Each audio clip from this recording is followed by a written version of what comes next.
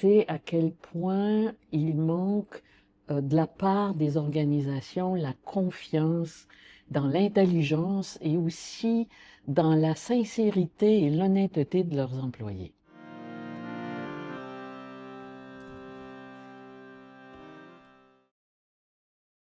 Eh bien, bonjour à toutes et à tous. Aujourd'hui, avec très grand plaisir pour recevoir Daniel. Donc, avant qu'on commence cet épisode, cette tradition de la respiration consciente que je vous invite toujours à faire aussi derrière votre écran pour vous autoriser cette parenthèse pendant votre journée. Donc, à 3, 2, 1.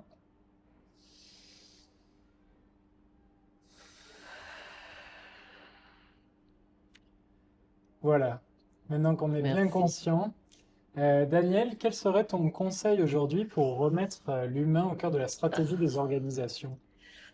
C'est une question complexe. Je vais essayer d'y répondre de façon simple avec ce que je crois, parce que fondamentalement, il faudrait presque changer les systèmes aujourd'hui, qui sont des systèmes beaucoup plus financiers qu'humains. Et cela, c'est un gros projet. Donc, je vais essayer de voir comment donner des conseils un petit peu plus petits. Et je dirais que c'est avec la confiance. Euh, Ce que j'ai remarqué à travers mes interventions en entreprise et le travail que je fais en leadership, justement, c'est à quel point il manque de la part des organisations la confiance dans l'intelligence et aussi dans la sincérité et l'honnêteté de leurs employés.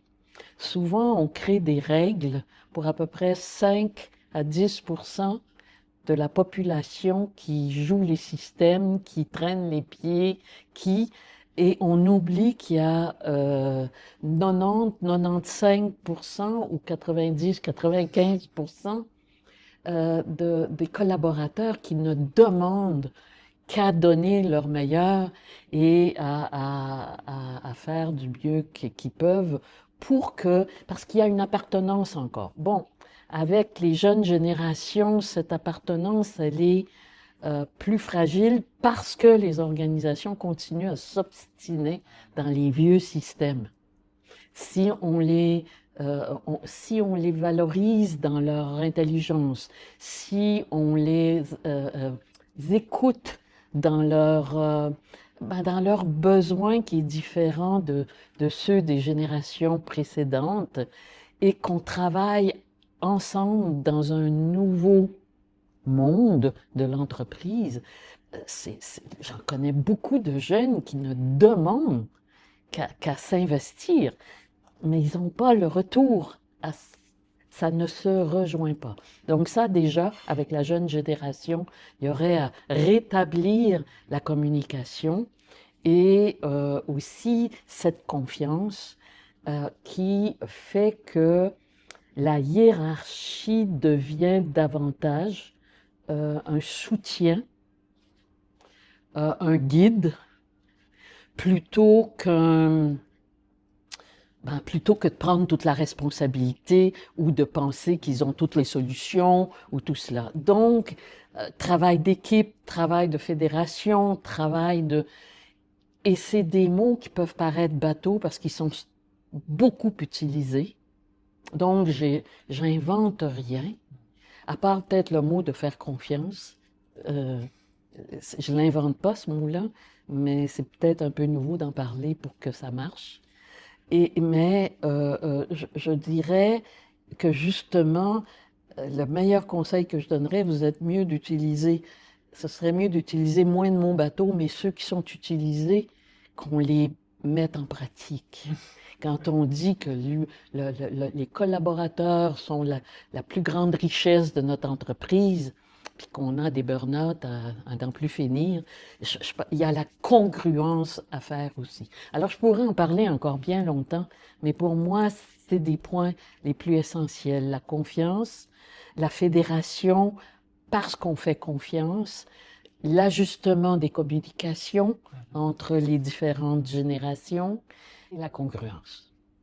Parce que les collaborateurs, quand ils voient l'écart qu'il y a entre ce qui est dit et ce qui est fait, euh, c'est peu probable qu'ils s'investiront dans ce qu'ils font. Magnifique.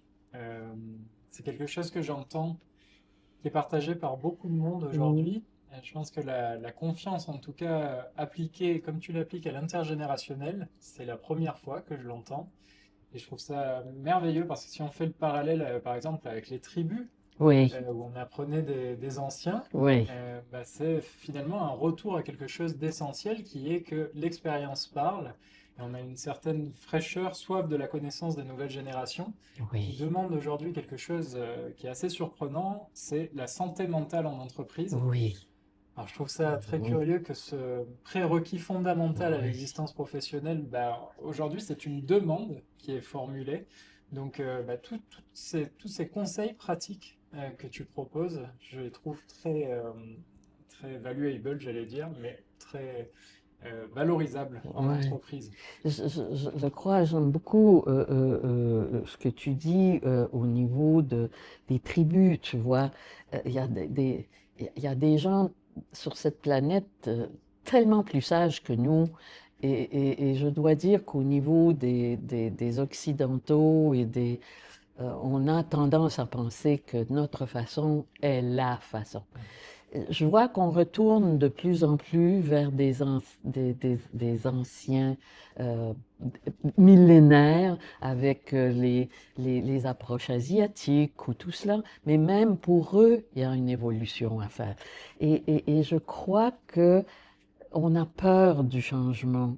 Et dans les entreprises, ben, il y a encore cette notion d'avoir quelqu'un à la tête et le reste qui suit et où les plus vieux et les plus lents sont en tête de, de, de la horde, oui, du groupe, parce que c'est eux qui donnent le rythme.